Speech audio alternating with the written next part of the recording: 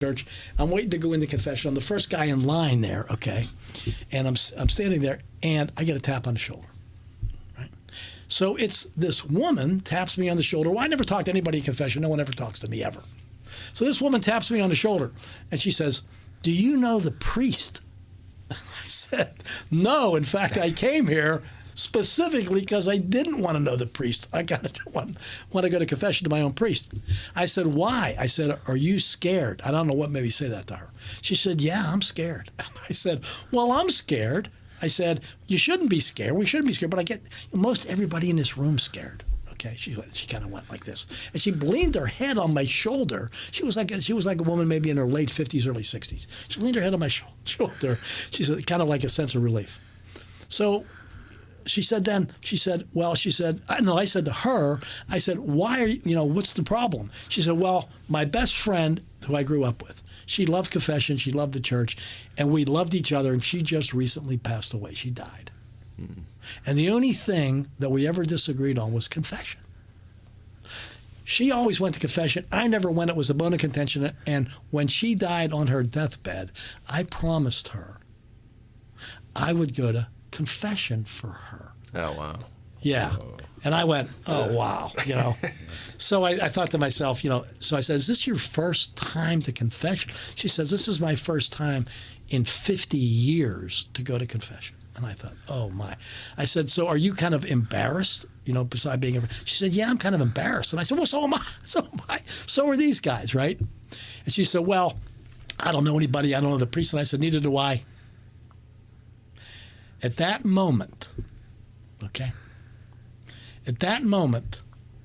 Father Joe, who I was avoiding, walks into the far entrance to the church, looks straight across at me and goes, Busted.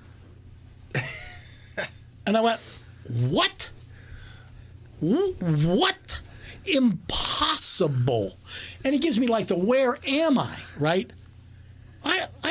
He walks around the church where I was sitting with the crows, with the confessionals where there's other priests. He walks down, he whacks me on the shoulder. People in confession line laugh.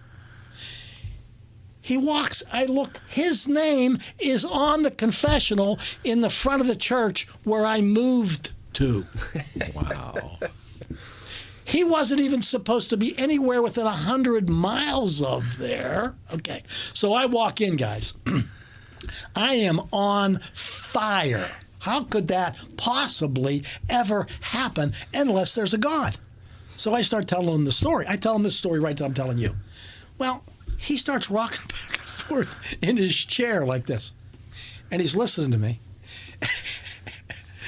And he says, "The Hound of Heaven." And I go, "What?" He said, "Bob, do you know what the Hound of Heaven is?" I said, "I have no idea what the Hound of Heaven is." Right?